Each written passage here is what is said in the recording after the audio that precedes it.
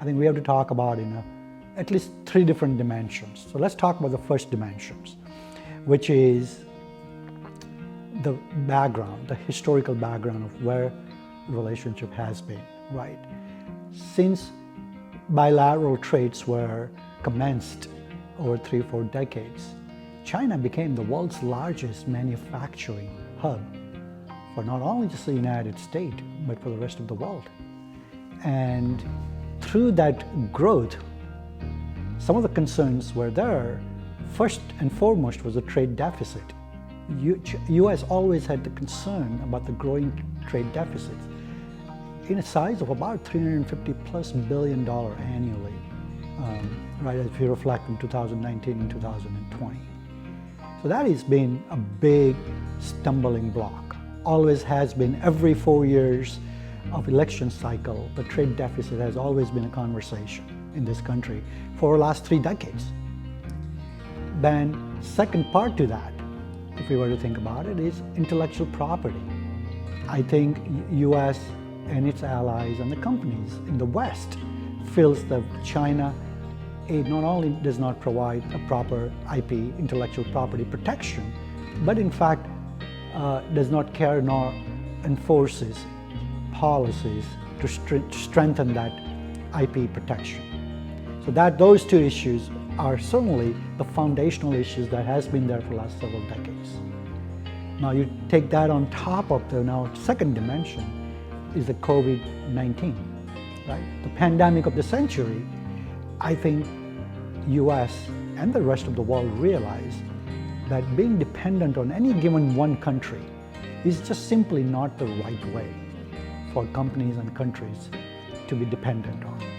So that actually brought about a lot of questions about how the supply chain networks are designed and how over the last 20-30 years we have actually commenced the trade and the businesses without really worrying about some of the concerns and the structural issues that were exposed during the COVID.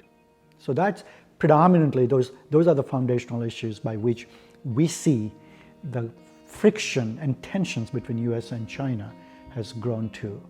Now you build on that, U.S. started to counter some of these issues through the tariff. So we had almost the last decade of different tariff war, right? And tariff is obviously not the answer to the problem. It was a band-aid or a bullet hole. But if we think from that standpoint, administration on both sides, this is not a Democratic issue, the Republican issues in America. What we see now, that this issue goes from party lines on both sides of the aisle. So what Trump administration was very confrontational, but very focused on heavy tariffs, to Biden administration's trying to negotiate its way diplomatically, yet underlying approach is understanding how do we really build a China plus strategy.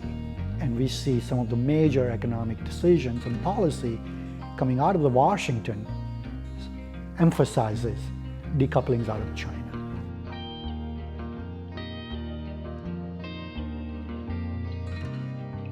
U.S. and China, both respectively and collectively, have to understand that they're so much interdependent. There's so much synergy between these two countries for us to continue to work together, collaborate and cooperate, right? It is not in the best interest for anybody to create the conflict and not resolve some of the issues, because respectively both countries have domestic issues that they need to focus on. Environment, health, well-being of their citizens, and so much more that can be done in all of those fronts for leadership at China and in the U.S. to focus on it and build future peaceful civilizations for the rest of the world.